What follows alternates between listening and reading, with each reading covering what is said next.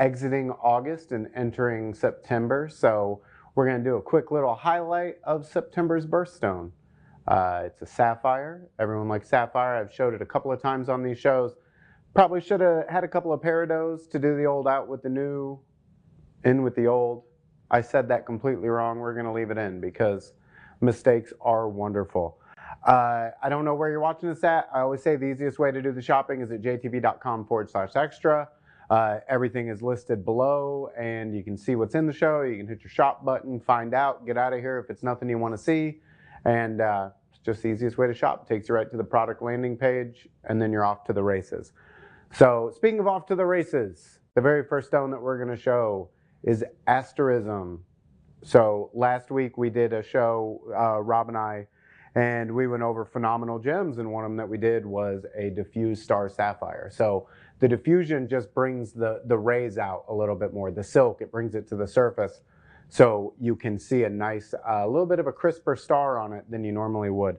Anytime you see a natural star sapphire, it just kind of gives a little bit of, it doesn't go all the way around the stone. The bands won't go all the way down.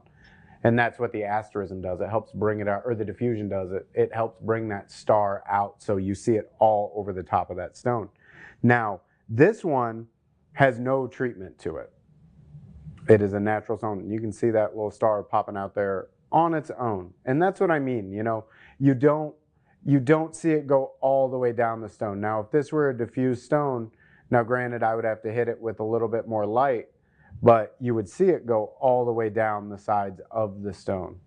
This is always fun to do because Shane, I always blow out the iris when I'm doing this stuff.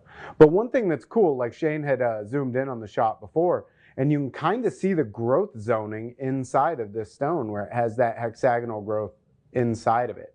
So this is what's wonderful about natural stones, where if this were high heat diffusion or just high heat inside of it, you would kind of burn away some of that silk where you would see that natural growth structure inside of it. And that natural growth is seen down towards the bottom where that